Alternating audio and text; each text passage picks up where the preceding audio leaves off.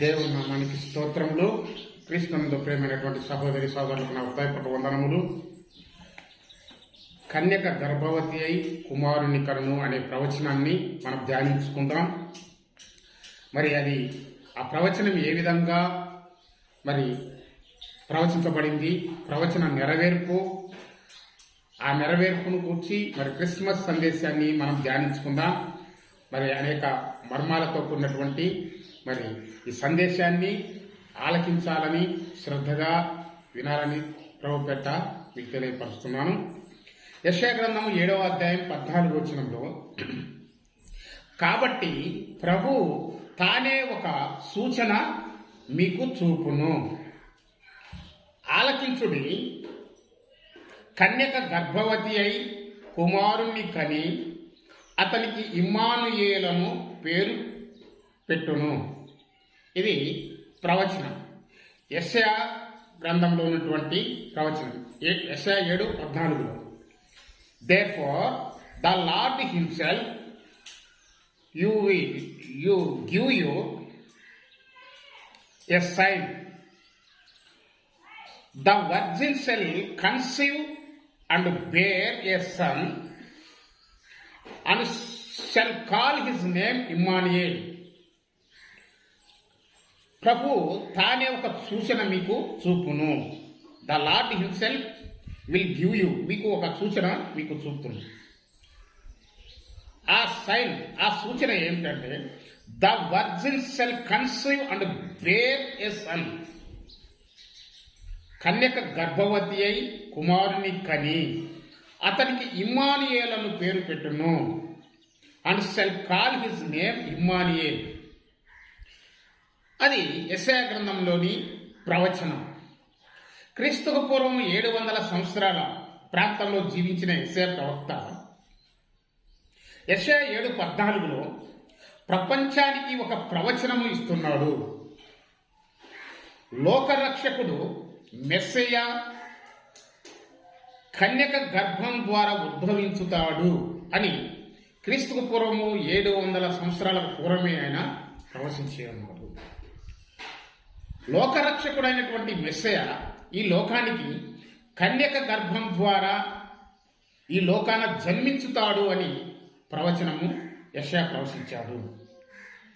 మరి ఈ కన్యక గర్భవతి అయి కుమారుణ్ణి కనును అని ఈ ప్రవచనము అక్షరాలుగా నెరవేర్పుకు చూస్తాం మనము. అయితే కన్యకను మనం ఇంగ్లీష్లో వర్జిన్ అంటాం. హెబ్రీ భాషలో 2 పదాలు ఉన్నాయి. ఆల్మా అనే ఒక పదము హెబ్రీ భాషలో కన్యకను ఆల్మా అంటాం. పెతుల అనే పదం కూడా ఉపయోగించబడింది. కాబట్టి ఈ ఆల్మా, పెతుల అనే పేర్లు హెబ్రీ భాషలో కన్యకను మనము తర్జుమా చేయబడింది. కన్యక అనే మాట మరి హెబ్రీ భాషలో ఆల్మా అనే పదం నుండి వచ్చింది. దాన్ని ఇంగ్లీష్లో వర్జిన్ అంటారు. అయితే మనకు ఇక్కడ ఈ ప్రవచనము నెరవేర్పు దశలో మనము చూస్తున్నాం. క్రిస్మస్ సందేశంలో, క్రిస్మస్ సందేశంలో మరి మత్తయి సువార్త 1వ అధ్యాయము 18వ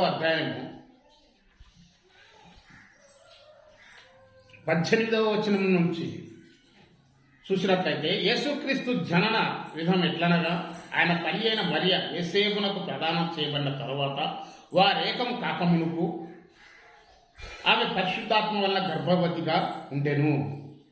పరిశుద్ధాత్మ వలన గర్భవతిగా ఉన్నది.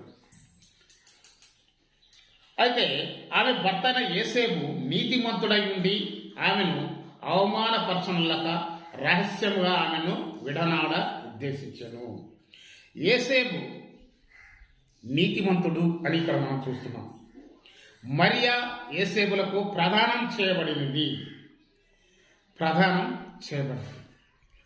కాబట్టి శిశువు పుట్టాడు. బెత్లెహేములో శిశువు పుడతాడనే ప్రవచనం ఉన్నది. కన్యక గర్భం ద్వారా మరి మెస్సయా వస్తాడని చెప్పబడింది. అయితే కన్యక గర్భవతి అయినటువంటి విధానము మనం చూస్తాం కృత నిబంధనలో. ఎప్పుడు ఆమె గర్భవతి అయింది అంటే పరిశుద్ధాత్మ వలన ప్రదానం చేయబడిన తర్వాత వారు వేకం కాకమునుకు అని మనం ఇక్కడ చూస్తాము. చూడు, ఆయన తల్లి అయిన మరియ యేసుక్రీస్తు ప్రభువుని గురించి ఇక్కడ చెప్తున్నాడు మత్తయి. ఆయన తల్లి అయిన మరియ యేసేమునకు ప్రదానం చేయబడిన తరువాత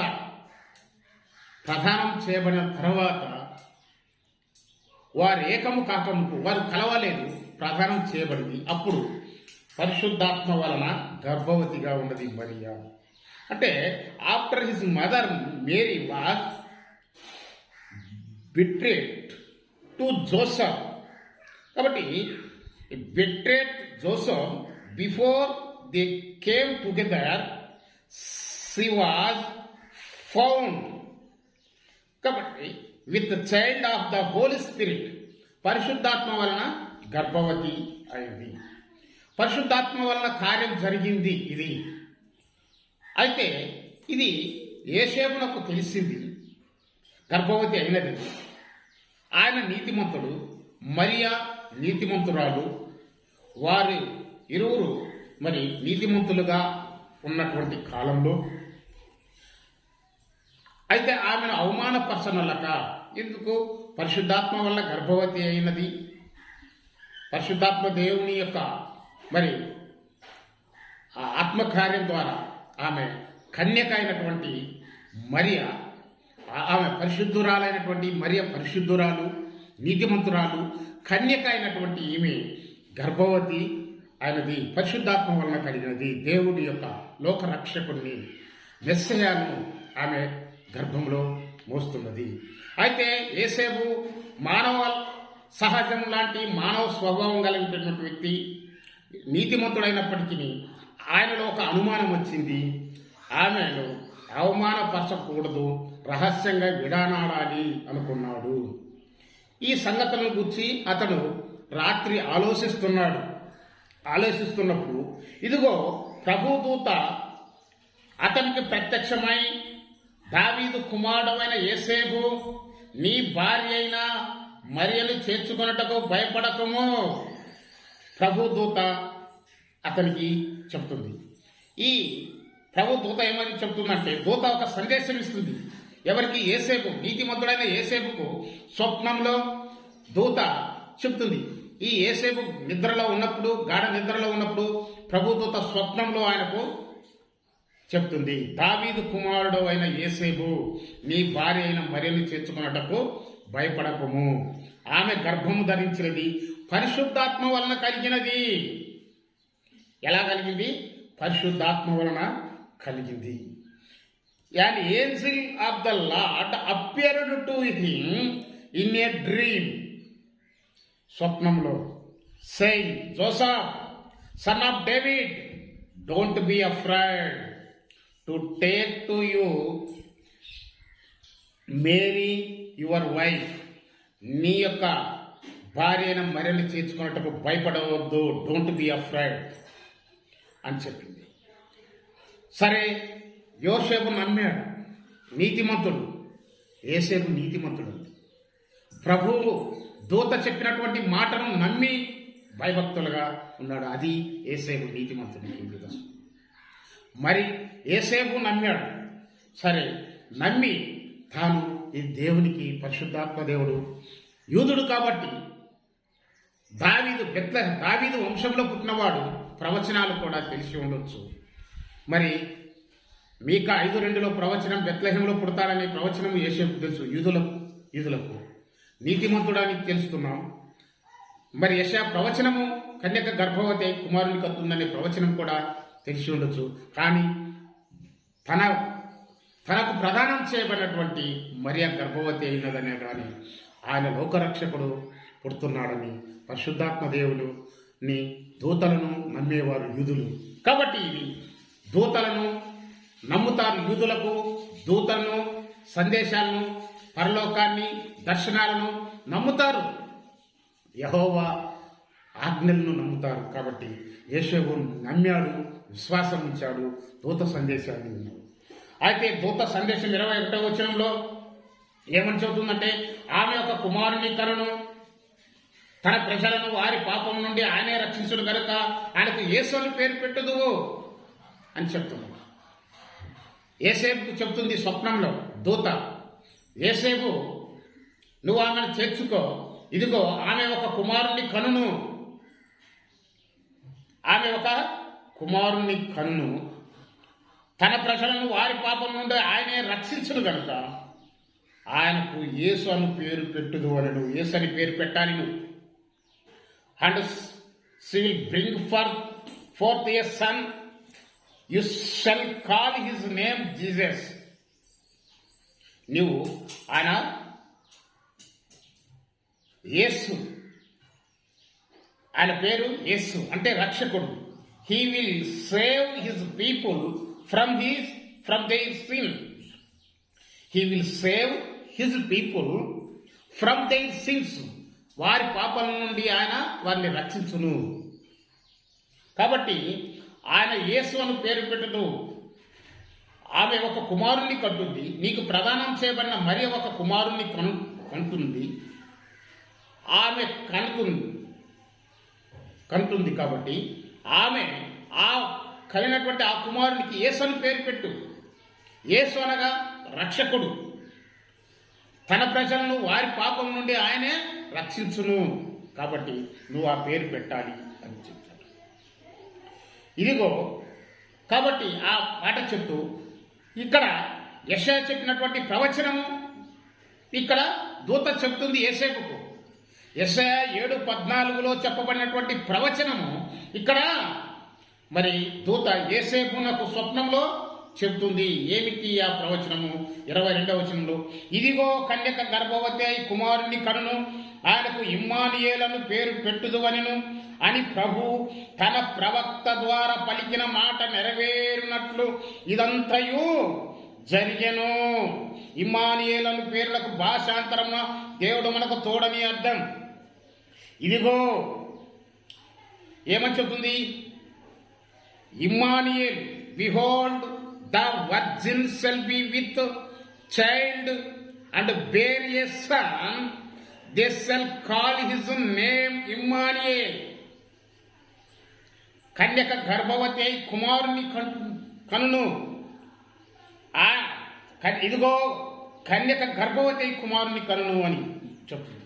కాబట్టి తన ప్రవక్తల ద్వారా పలికిన మాట, all this was done that it might be fulfilled which was spoken by the Lord through the prophet. ప్రవక్తల ద్వారా పలికినటువంటి మాట ఏమిటి? తన ప్రవక్త అయినటువంటి యెషయా ప్రవక్త ద్వారా పలికిన మాట నెరవేరునట్లు, మస్ట్ బి ఫుల్ఫిల్డ్, నెరవేరునట్లు, which was spoken by the Lord through the prophet. ప్రవక్త ద్వారా పలికినటువంటి మాట నెరవేరుతుంది. యెషయా ప్రవక్త పలికినటువంటి మాట నెరవేరుతుంది. కన్యక గర్భవతి అయి కుమారుని కన్ను అని చెప్పింది దూత. అక్కడ ఎవరితో? స్వప్నంలో యేసేపుకు చెప్పింది. యేసేపు యెషయా ప్రవచనంని ఇప్పుడు నెరవేరుతుంది నా ముందని దూత చెప్పేది. అక్కడ ప్రవచనం ఉంది, ఆ ప్రవచనం నాకు తెలుసు. ఇక్కడ కన్యక గర్భవతి అయింది, దూత వచ్చి నాకు స్వప్నంలో చెప్పింది. కాబట్టి మరి దేవుడు లోకరక్షకుడు పుడుతున్నాడని యేసేపు, నీతిమంతుడని యేసేపు నమ్మాడు. అయితే అతనికి నీవు పేరు పెట్టాలి, యేసను పేరు పెట్టాలి. మరి ఇమ్మానుయేలని పేరు పెట్టుదు అనెను. ఇమ్మానుయేల్ అనగా దేవుడు మనకు తోడు, గాడ్ విత్ హస్, దేవుడు మనకు తోడు. ఆ ప్రవచనాన్ని మరి దూత చెప్పినప్పుడు మరి యేసేపు స్వప్నంలో విని అర్థం చేసుకున్నాడు. కాబట్టి అప్పుడు యేసేపు భయభక్తులుగా మరి అవమానపరచక ఆమెను రహస్యంగా, ఇక ఆమె మీద ఎలాంటి అనుమానం లేదు, భయభక్తులు గలవాడై నమ్మి తన భార్యను ప్రదానం చేయబడింది. కానీ ఆమెను కన్యకగా ఉన్నటువంటి ఆమెను మరి ఎంతో తాకకుండా పరిశుద్ధుడు అయినటువంటి ప్రభువును గర్భంలో ధరించి ఉన్నాడని యేసేపు చాలా జాగ్రత్తగా భయభక్తులుగా ఉన్నాడు. మరి మరియను, పరిశుద్ధురాలైనటువంటి మరియను కూడా చూస్తూ జాగ్రత్తగా ఉన్నాడు. కాబట్టి ఇక్కడ మనము కన్యక గర్భవతి అయి కుమారుని కనినటువంటి ప్రవచనము మరి ఎంతో నెరవేర్పు దిశలో మనము చూశాము. యేసేపు స్వప్నంలో దూత చెప్పినప్పుడు మరి అది నెరవేరుతుంది. అది నెరవేర్పు మనము చూస్తాం. అదే విషయాన్ని మళ్ళా గబ్రియేలు దూత ఈ ప్రవచనాన్ని కూడా యేసేపుకు చెప్పింది. యేసేపుకు చెప్పినప్పుడు యేసేపు స్టాండ్ అయ్యాడు. కాబట్టి మరియ పరిశుద్ధురాలు, నీతిమంతురాలు. కానీ ఈమెను మరి ఈమె కూడా మరి భయాందోళనగా అనుమానంగా ఉన్న ఈమెను కూడా స్టాండర్డ్ చేయాలి. ఈమెలో కూడా మరి ఈమెకు కూడా యేసేపు చెప్తే కాదు. ఇప్పుడు గాబ్రియేలు దూత యేసేపుకు చెప్పింది, యేసేపు మరియకు చెప్తే కుదరదు. మరియకు కూడా దూత చెప్పాలి. అప్పుడే వారు నమ్మకం కలిగి ఉంటారు. కాబట్టి గాబ్రియేలు వర్తమానం ఏమిటంటే చూడండి, లూకాసు వార్త 1వ అధ్యాయం 31 నుంచి 33 వచనాల్లో మనం చూసుకున్నట్లయితే, లూకాసు వార్త 1వ అధ్యాయం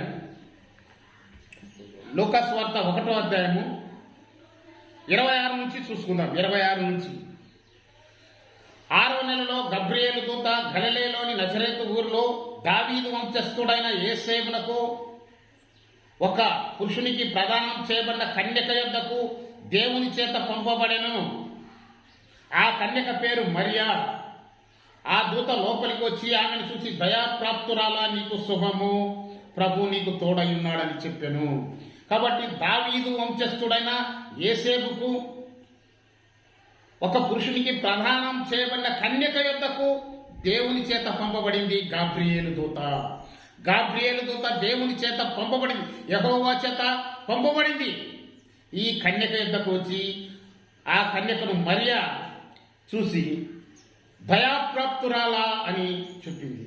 అప్పుడు ప్రభు నీకు తోడై ఉన్నాడు అని దూత చెప్పింది. గాబ్రియేలు దూత ఎప్పుడైతే ప్రభు నీకు తోడై ఉన్నాడు, దయాప్రాప్తురాలా అని మరేతో అన్నదో, మరే ఉలిక్కిపడి చూసింది. ఏమిటి ఈ శుభవచనం అని ఆలోచించుకొని చూడగా దూత, మరియా భయపడకము, don't be afraid, Mary don't be afraid, భయపడకము, నీవు దేవుని వలన కృప పొందావు, నీవు దేవుని వలన కృప పొందితివి. ఇదిగో ఇప్పుడు మరలా యెషయా 7:14 చెప్పబడిన ప్రవచనము మరలా మరియకు జ్ఞాపకం చేస్తున్నాడు.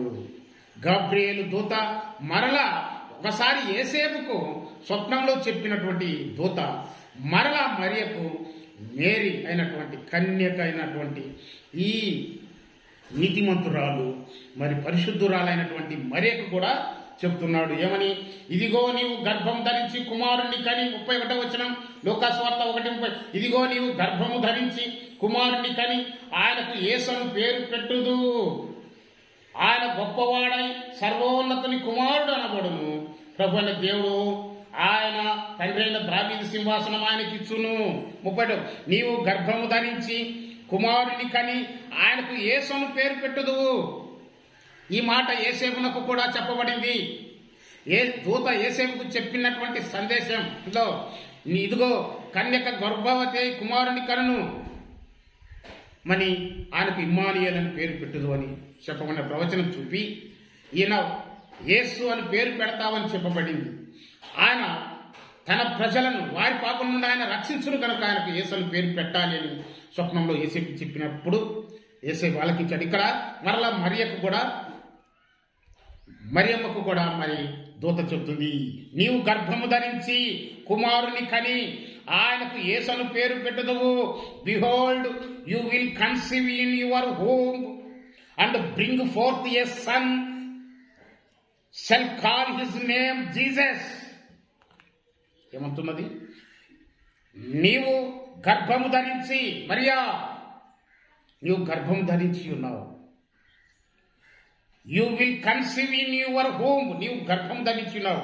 And bring forth a son, ఒక కుమారుని కని ఆయనకి యేసు అని పేరు పెట్టాలి. నువ్వు నువ్వు నువ్వు గర్భంలో ధరించినది ఎవరినో తెలుసా? నువ్వు మోస్తున్నది లోకరక్షకుణ్ణి, మెస్సయాను. ఆయన యేసు అని పేరు పెట్టాలి. ఆయనకు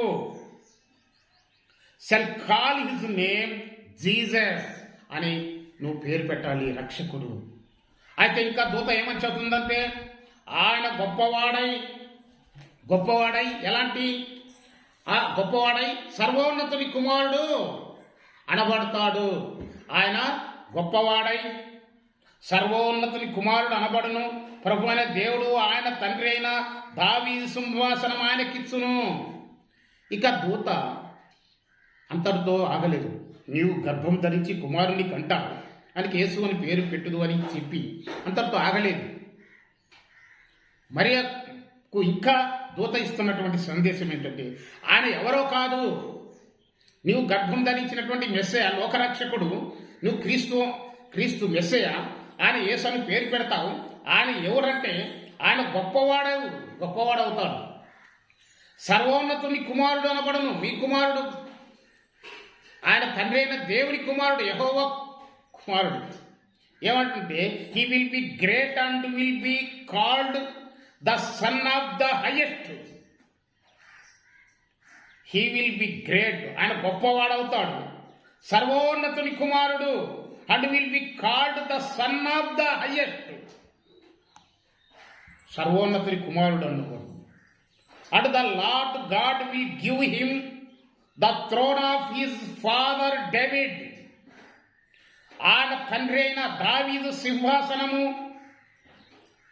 ద లార్డ్ గాడ్ ప్రభు అయినటువంటి దేవుడు will give him the throne of his father David. తండ్రి అయిన దావీదు సింహాసనం ఆయనకి ఇస్తున్నాడు. ఆయన దావీదు సింహాసనం మీద ఆయన కూర్చుంటాడు. ఇది గాబ్రియేలు రెండో రాకడ గురించి ప్రవచనము మరియమ్మకు చెప్తుంది. గాబ్రియేలు దూత, నీ గర్భంలో ఉన్నది మెస్సయ, లోక రక్షకుడు, క్రీస్తు, ఆయనకు యేసు అని పేరు పెడతావు. అంతటితో ఆ సందేశాన్ని అక్కడ స్టాప్ చేయలేదు.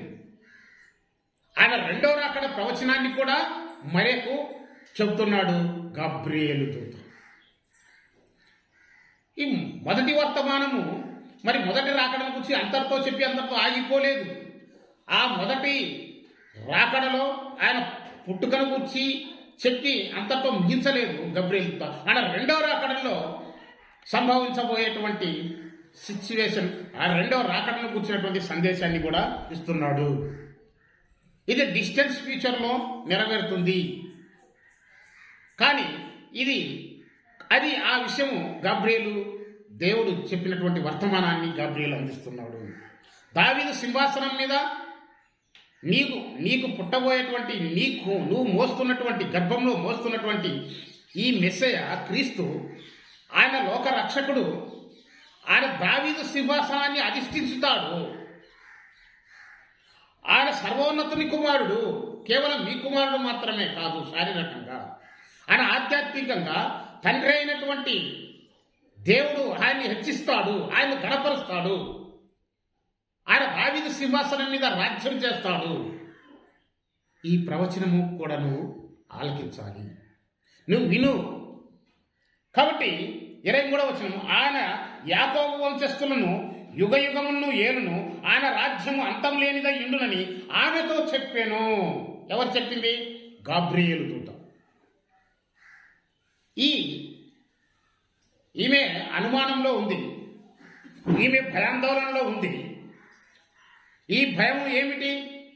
స్త్రీ కన్యకగా ఉండి గర్భం ధరించటము అనేది లోకానికి ఎంతో అవమానకరమైనది.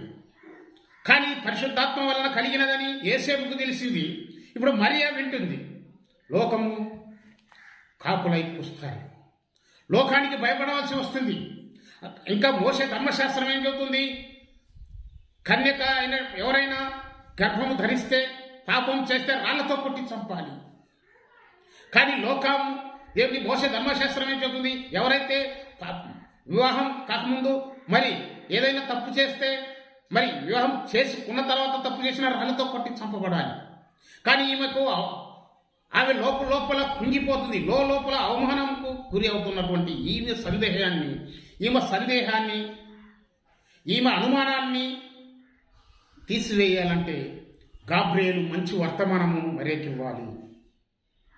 మరియా యూదురాలు, ఆమె మోషే ధర్మశాస్త్రం తెలిసినటువంటి స్త్రీ, ఆమె దావీదు వంశస్థురాలు, యూదా జాతికి సంబంధించిన ఆమె. కానీ ఈమె భయపడుతుంది. కాబట్టి ఈ భయాన్ని తొలగించాలంటే ఆమెకు క్లుప్తంగా కాకుండా విపులంగా వివరించవలసి వచ్చింది. ఎవరు? పరిశుద్ధాత్మ దేవుడు గాబ్రియేలు దూత ద్వారా చెప్పించాడు. దూత, పరిశుద్ధాత్మ నీ మీదికి వచ్చును, సర్వోన్నతుని శక్తి నిన్ను కమ్ముకొనును గనుక పుట్టబోవు శిశువు పరిశుద్ధుడై దేవుని కుమారుడు అనబడును. 35వ వచనం. ఇక్కడ ఏమనింది? దూత పరిశుద్ధాత్మ నీ మీదికి వచ్చును. ఆమె ఏమంటుంది? అంత బాగానే ఉంది, కానీ నేను పురుషుణ్ణి ఎరుగని దానిని ఇలా ఎందుకు జరుగుతుందని దూతతో ప్రశ్న వేసింది. నేను పురుషుని ఎరుగని దానను, కానీ గర్భం ఎలా ధరిస్తున్నాను? నాకు ఏమిటి? అయ్యో, నేను పురుషుని ఎరుగని దాననే, నేను పవిత్రురాలను, పరిశుద్ధురాలను, ఇది ఎలాగా జరుగుతుందని దూతతో ఎదురు ప్రశ్న వేసినప్పుడు దూత ఇస్తున్న సందేశం ఏంటంటే, దూత పరిశుద్ధాత్మ నీ మీదికి వచ్చును, పరిశుద్ధాత్మ నీ మీదికి వచ్చును. కాబట్టి సర్వోన్నతుని శక్తి నిన్ను కమ్ముకుంటుంది. ఆ శక్తి నిన్ను కమ్ముకుంటుంది కనుక పుట్టబో శిశువు పరిశుద్ధుడైతాడు, దేవుని కుమారుడు అనబడతాడు. కాబట్టి the angel answered and said to her. ఆమెలో ఉన్నటువంటి అనుమానాన్ని తొలగించాలి, మరియలో ఉన్న అనుమానం తొలగిపోవాలి, మరియలో ఉన్నటువంటి భయం తొలగిపోవాలి, మరియలో ఉన్నటువంటి అన్ని తొలగిపోవాలి. అంటే ఈ దూత గట్టి సందేశాన్ని ఇస్తుంది. The angel answered and said to her, the Holy Spirit will come upon you. The Holy Spirit come upon you. పరిశుద్ధాత్మ నీ మీదికి వస్తుంది. And the power of the highest. సర్వోన్నతుని శక్తి నిన్ను కమ్ముకుంటుంది. The power of the highest will overshadow you. నిన్ను కమ్ముకుంటుంది. ఏం కమ్ముకుంటుంది? పరిశుద్ధాత్మ, సర్వోన్నతుని శక్తి నిన్ను కమ్ముకుంటుంది. పరిశుద్ధాత్మ నీ మీదికి వచ్చును. The Holy Spirit will come upon you and the power of the highest will overshadow you. పరిశుద్ధాత్మ నీ మీదికి వస్తుంది. సర్వోన్నతుని శక్తి the power of the highest will overshadow you. సర్వోన్నతుల శక్తి నిన్ను కమ్ముకుంటుంది. కాబట్టి therefore also will be that holy one who is to be born will be called the Son of God.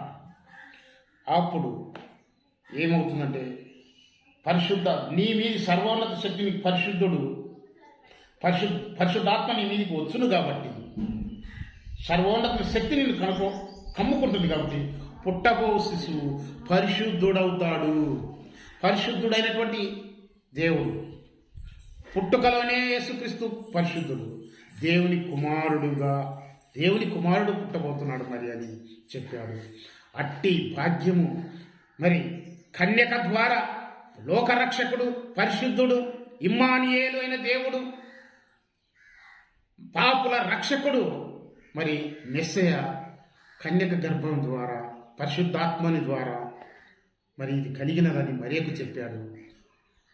మరి కన్యక గర్భవతి అయి, పరిశుద్ధాత్మ వలన కన్యక గర్భవతి అయి కుమారుని కలిగి ఆయనకు యేసు అని పేరు పెట్టాడు. యేసేపుకు చెప్పిన రీతిగా, మరియకు చెప్పిన రీతిగా ఆయన యేసు అని పేరు పెట్టాలన్నప్పుడు యేసు అని పేరు పెట్టాడు. యేసు అంటే రక్షకుడు, లోకరక్షకుడు. తన ప్రజలను వారి పాపం నుండి ఆయనే రక్షించును కనుక ఆయనకు యేసు అని పేరు పెట్టాలని పెట్టాడు. ఇమ్మానుయేల్ అని పేరు పెట్టాలి. దేవుడు ఇమ్మానుయేల్ అనగా దేవుడు మనకు తోడని అర్థము. కాబట్టి పరిశుద్ధుడు, దేవుని కుమారుడు, సర్వోన్నతుని కుమారుడు, దేవుని కుమారుడు, దావీదు కుమారుడిగా ఈ లోకానికి వచ్చి సర్వోన్నతుని కుమారుడు, దేవుని కుమారుడైన క్రీస్తు సర్వోన్నతుని కుమారుడైనటువంటి యేసుక్రీస్తు ప్రభువు సంపూర్ణ మానవునిగా మన ఈ లోకం కోసం, ఈ పాపపు లోకం కోసం, మనందరి కోసము యేసుగా అవతరించి ఉన్నాడు. కన్యక గర్భం ద్వారా లోకానికి వచ్చినాడు ప్రభు. మరి ఆ ప్రభువును మరి మనం విశ్వసించి, లోకరక్షకుణ్ణి మనము విశ్వసించి, ఆయన క్రిస్మస్ సందేశాన్ని విని క్రిస్మస్ను గుర్చి సంతోషంగా, సంబరంగా, ఆనందంగా జరుపుకుంటూ ప్రభువునందు విశ్వాసం ఉంచాలని ప్రభుపేట మనం చేస్తూ ముగిస్తున్నాను. దేవుడు ఈ కొద్ది సందేశాన్ని దేవుడు తన వినికిల్లో దీవించి ఆశించుగాక. God bless you. దేవుడు మిమ్మల్ని దీవించును గాక.